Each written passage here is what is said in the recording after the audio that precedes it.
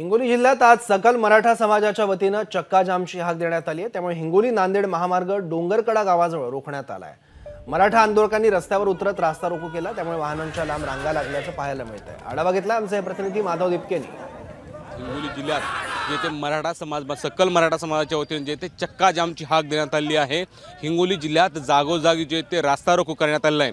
मराठा समाज बांधवांच्या वतीने जे ते आता हिंगोली नांदेड महामार्ग रोखलेला आहे। मी या ठिकाणी आहे, आपण या ठिकाणी बघू शकता डोंगरकडा गावाच्या नजीक हा रास्ता रोको करण्यात आलेला आहे। सकाळपासून सुरू असलेला हा रास्ता रोको बेमुदत असणार आहे, असं जे ते येथील आयोजक जे काही सकल मराठा समाज बांधवांचे नेते पुढारी आहेत त्यांच्या वतीने सांगण्यात आलेलं आहे। सकाळपासून हे मराठा समाज बांधव जे ते रस्त्यावर बसलेत, या ठिकाणची संपूर्ण वाहतूक जे ते रोखलेली आहे। तर पलीकडे आपण बघू शकता मोठ्या प्रमाणात दूरपर्यंत जे ते वाहनांच्या रांगा लागलेल्या आहेत।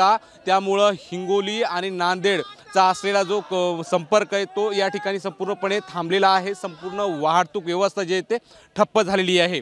या आंदोलनाच्या पार्श्वभूमीवर हिंगोलीची जी बस सेवा आहे ती सुद्धा बंद करण्यात आलेली आहे। त्यामुळे याचा फटका जो आहे तो प्रवाशांना सुद्धा मोठ्या प्रमाणात बसतोय। तत्काळ मराठा आरक्षणाचा प्रश्न जो आहे तो निकाली लावा या मागणीसाठी हे संपूर्ण समाज बांधव जे ते रस्त्यावर उतरलेले आहेत। आणि हिंगोली जिल्ह्यात मोठ्या प्रमाणात अनेक ठिकाणी अशाच पद्धतीने रस्ता रोको करण्यात आलेला आहे आणि मराठा समाज बांधव जे ते रस्त्यावर उतरलेला या ठिकाणी आपल्याला पाहायला मिळते। हिंगोली पोलीस या आंदोलनाच्या पार्श्वभूमीवर सध्या अलर्ट मोडवर आहे।